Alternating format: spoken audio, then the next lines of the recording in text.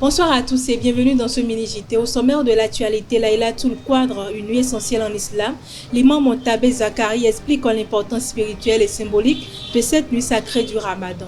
Feu de forêt en Corée du Sud depuis 5 jours, des incendies ravagent le sud-est du pays, causant 18 morts et des dommages sans précédent, selon le président par intérim Rang Duksoo. Défaite du Bénin face à l'Afrique du Sud, les Guépards s'inclinent 2-0 à Abidjan lors des éliminatoires du Mondial 2026, mettant fin à leur série d'invincibilité. Plus de détails dans ce 13h.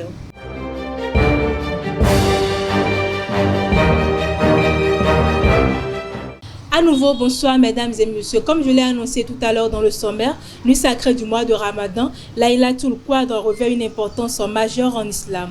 L'imam Tabé Zakari nous éclaire sur sa symbolique et ses bienfaits spirituels au micro de nos reporters. Comme l'a dit Allah lui-même, il a dit Inna anzalnahu fi laylatil qadr. Il a fait descendre le Coran dans la nuit du destin. Wa ma adraka ma laylatul qadr. Est-ce que tu sais quelle nuit on appelle nuit du destin? Il veut nous faire savoir la nuit qu'on appelle la nuit du destin. Il dit Laylatul Qadr, c'est une nuit. Khayrum min alfi shahr. C'est une nuit où les bénédictions, les mérites de cette nuit équivaut à celui qui est en train d'adorer Allah sans péché à cette personne pendant 1000 mois. Khayrum min alfi shahr, 1000 mois. Et si on veut diviser 1000 mois en termes d'années, ça doit être équivaut à 83 ans. 83 ans, 4 mois également. Donc, les mérites, les bienfaits, les bénédictions de cette seule nuit équivaut à une personne qui est en train d'adorer Allah. Il fait tout, il jeûne pendant 83 ans, 4 mois. Donc, il dit Tanazzalul malaika. Dans cette nuit, Allah fait descendre tous les malaïkas. Tanazzalul malaika wa ruhu fiha. Jusqu'à Malaikat Jibril alayhi salam, lui aussi, il vient sur terre. Tanazzalul malaika wa ruhu fiha. Bi idhni rabbih min kulli amr. Il dit par la permission d'Allah. Salamun hiya hatta matla'il fajr. Et ces malaïkas, ils ont imploré en faveur de ces serviteurs qui est en train d'adorer Allah. Salam, il dit la paix sur vous, matla'il fajr, jusqu'à fajr. Donc, jusqu'à l'apparition de l'éclair. Donc, au moment où la nuit va partir. Donc, cette nuit seulement. Et la période de cette nuit, c'est de 19h jusqu'à 6h. Là où nous sommes, ici, la zone où nous sommes. Comme on dit, Laylatul Qadr. Donc, pourquoi nous autres, on se réveille à 1h ou bien 2h pour rechercher cette nuit, comme l'a dit le prophète sallallahu alayhi wa sallam. La nuit est divisée en 3 parties. La troisième nuit, dernière tiers de nuit, est la nuit où Allah lui-même descend sur terre, sur le dernier ciel pour demander qui parmi mes serviteurs qui a des difficultés et veut le remède de ces difficultés. Encore, il pose encore qui a besoin de telle et telle chose à ce qu'il me prie pour que je lui résoudre cette situation. Donc c'est pour cela nous on se réveille à 1h du matin et on commence jusqu'à 3h ou bien 4h.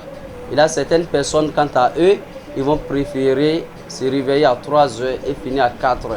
Ou bien certaines personnes de 4h à 5h. Donc il y a de même également certaines personnes, quant à eux, c'est après Isha en même temps, ils attendent jusqu'à 0h, ils vont finir. Eux aussi, ils sont dans la nuit de Laylatul Qadr.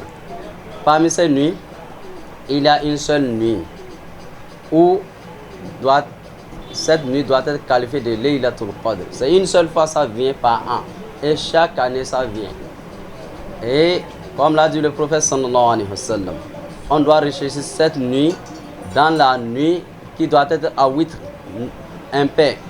Donc le 25e ou bien 21e jour, 23e jour, 25e jour, 27e et 29e jour.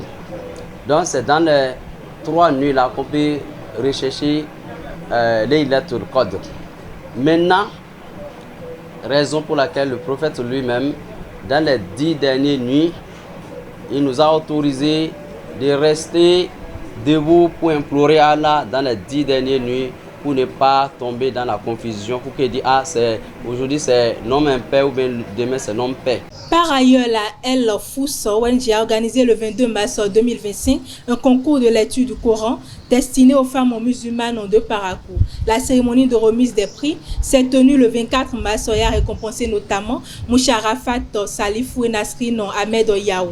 Soutenue par le ministre El Hadj Abdoulaye Biochane, cette initiative vise à promouvoir l'éducation religieuse et la solidarité féminine.